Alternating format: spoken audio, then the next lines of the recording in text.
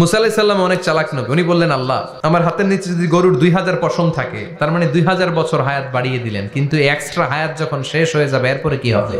আল্লাহ বললেন, তারপরে তো মুসা মরতেই হবে, আসতেই হবে। সাইয়েদনা মুসা আলাইহিস সালাম বললেন, ফাল আনা, তাহলে আর দেরির দরকার নাই, এখনই আমি আপনার কাছে চলে যেতে চাই।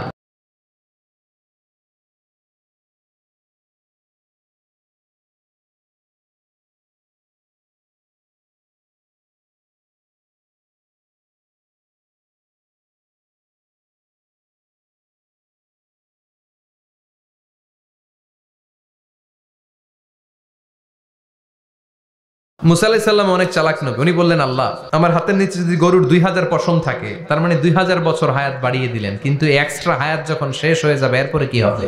আল্লাহ বললেন, তারপরে তো মুসা মরতেই হবে, আসতেই হবে।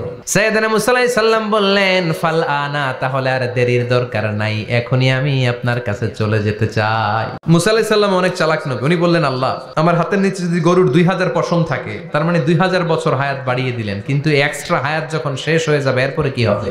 আল্লাহ বললেন, তারপরে তো মুসা মরতেই হবে, আসতেই হবে। সাইয়েদনা মুসা আলাইহিস সালাম বললেন, ফাল আনা, তাহলে আর দেরির দরকার নাই, এখনই আমি আপনার কাছে চলে যেতে চাই।